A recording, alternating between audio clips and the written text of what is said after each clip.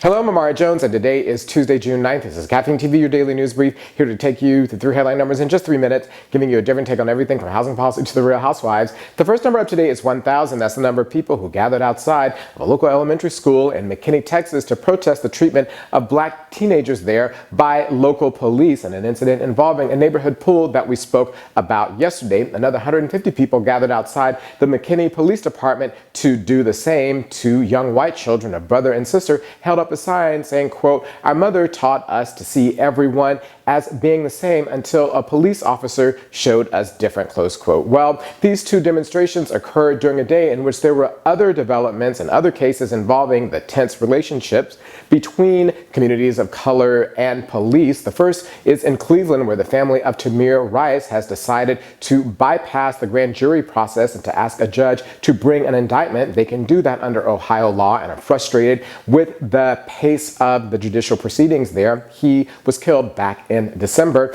And in North Charleston, Officer Michael Slager, who killed Walter Scott by shooting him in the back, was indicted yesterday for murder. But all of these cases together underscore the fact that we should finally just drop the word post from the phrase post-racial America. The next number up today is $9.99, as in $9.99. That's the cost of Apple's new monthly music streaming service, Apple Music. It's their answer to and bid to compete with both Spotify and Pandora. Apple is playing a little bit of catch up. Well, one of the questions is why Apple wants to get deeper into music. The music industry is worth about half as much as it was just 7 years ago. And although downloads are the only part of it that are growing, downloads don't make anyone any money. Spotify is losing money, and artists hate it because they only get paid hundreds of dollars for hundreds of thousands of downloads. That's why Jay-Z and them created Tidal. But everyone can see where the future is headed, and Apple doesn't want to get left in the dust. But what's interesting in all of this, of course, is the fact that Apple is the company that blew up the music industry in the first place. They transformed music